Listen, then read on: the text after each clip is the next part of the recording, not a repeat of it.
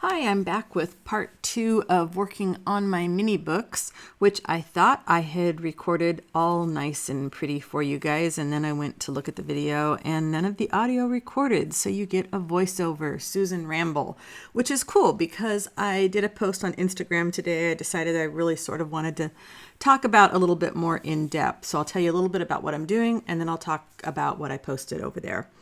And these are little pages. They're about 3x5 index card size. They're scrap papers that I decided to make some little journals with.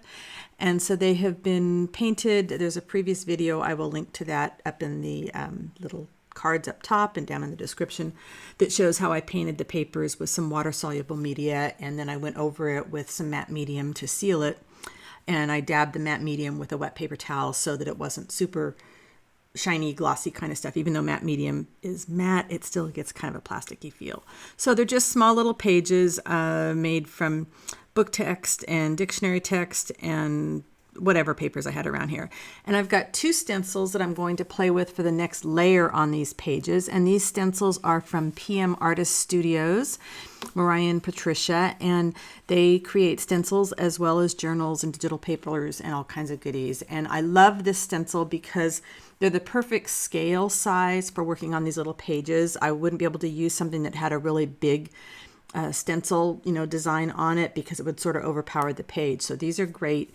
And I just want to add just a little bit of something else on there. What I discovered, and this happens with me a lot, maybe it happens to you, is when I'm working in masses like this and putting a lot of colors down, I do tend to get things that are all in the same color family.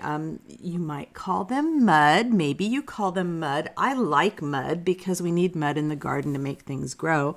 But a lot of my pages turned out to be a very similar in color. And, I haven't started to collage on them and I haven't put any dripped inks or anything like that on them yet. So they will change. But I wanted to give, some other little pattern on there. So the archival ink will work over the matte medium. The stencils will be great. And what I ended up doing was going through on one side of the pages, I stenciled, and then I flipped them over, and I used the ink and my little makeup sponges to just make some marks on them like you would with charcoal, only this was with the ink. And it was just because I had it there, and I just sort of wanted to zip through these and get another layer on.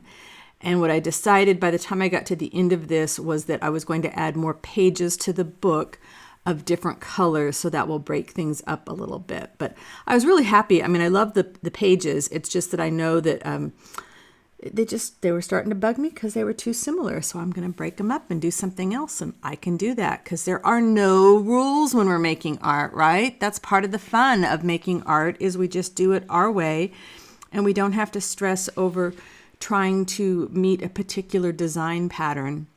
At least I don't. Maybe you're doing some kind of art where you have to. I guess if you've got a coloring book, you sort of have to color somewhere around the lines in the design. But I'm rambling. That's what you can expect when there's a Susan Ramble. The little blue papers there, I decided that they weren't going to work because they are painted wax papers. And you can get ink on them, the archival ink on them, but it was too much of a struggle. So I pulled all those out and decided to save those for later when I work with my India inks. And that's okay. I'm getting kind of excited. First I got kind of bored with the papers, and now I'm getting excited again. So I'm really anxious to put these together. I think I'm going to end up with 7 little books, little journals, and I will take them to a certain level and bind them together and figure out what I'm going to put as far as covers on them go, and then hopefully get them in my shop in the next couple weeks. Susan is slow, so it won't be really fast, but maybe by the end of the month. How's that? I'll say by the end of the month, hopefully I'll have these in the shop. Anyway, that's enough about what I'm doing. I'm almost getting to the point here where I'm going to speed it up a little bit because, really, it's not rocket science, right? I'm just grabbing pages. I am grabbing different colors of the ink. I've got 4 different colors of ink there. I've got a green, kind of a plum color, and 2 shades of brown. Well, I think I've got some black around there too. And eventually my makeup sponges just completely dissolve on me, which is good. I used something up and I was able to throw them away. So we're going to hit the speed it up part. I will ramble for a little bit and then we'll come back and flip through things. And let me know, do you like using archival ink and stencils? Do you have stencils? Do you make your own stencils? Let me know about that. So what do I want to ramble about? I want to ramble about the fact that I drug my heels putting together a new book of any kind, a journal, an artist book, a canvas. I drug my heels about getting back to work again because I was walking around the studio and I was looking at all these beautiful things that I have, and I am rich in materials. I know that. Part of it's because I have an obsessive personality and I've bought so many things over the years and people have given me things. And the problem is I wouldn't have so many materials to have to sort through if I would use them instead of hoarding them. And hoarding the materials doesn't do anybody any good. I can't sell something if I don't finish it, and I can't finish it if I don't give in and use the darn materials. It's crazy. Why do we have all this stuff that we love to play with and then we don't use it?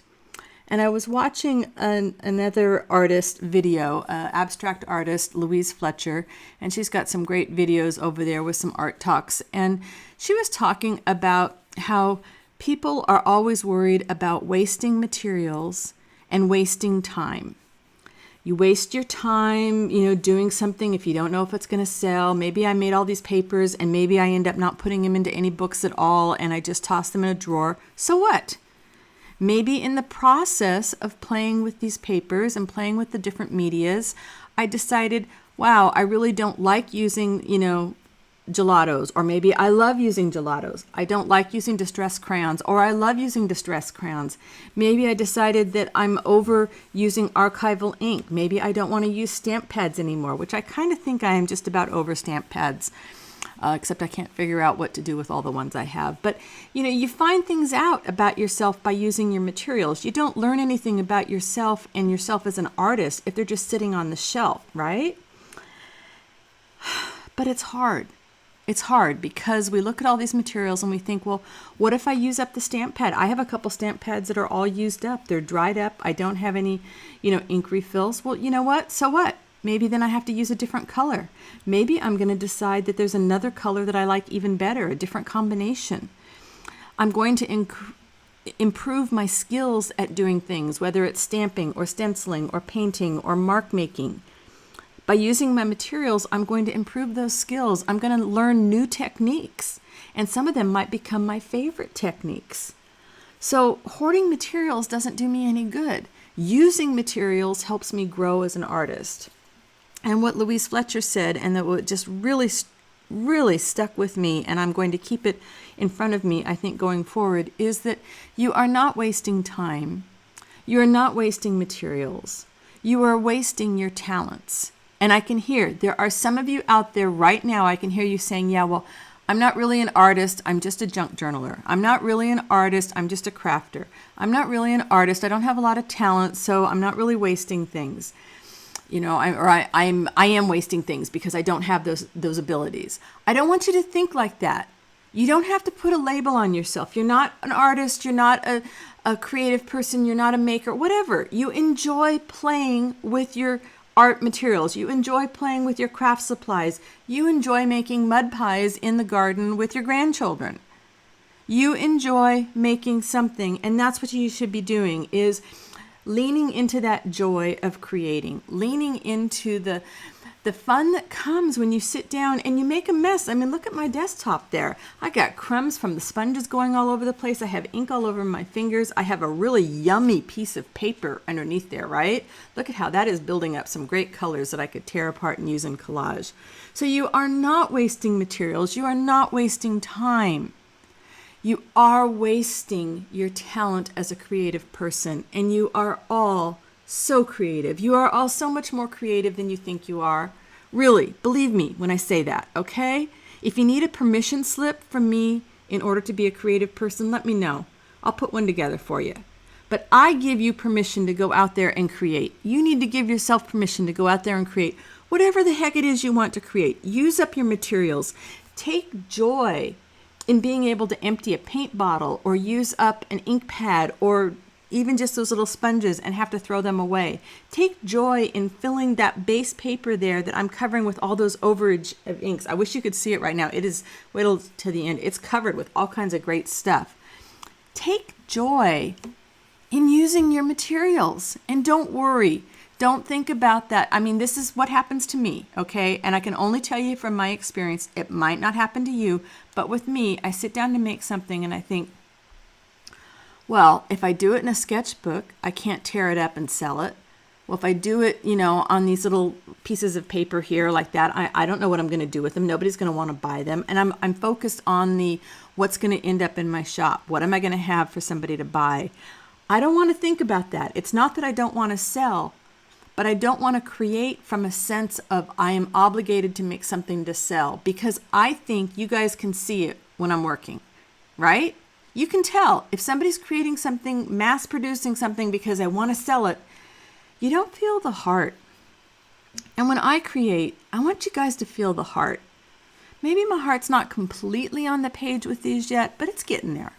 It's getting there. I'm going to apply some more layers. I pulled a bunch of new papers out of the studio and cut them to the right size, or close to the right size, or kind of sort of in the vicinity of the right size. And so I'm going to start staggering them in there, and maybe I'll end up with a few more different books. They've got a great feel to them. They've got some neat marks on them, and they're going to get even more.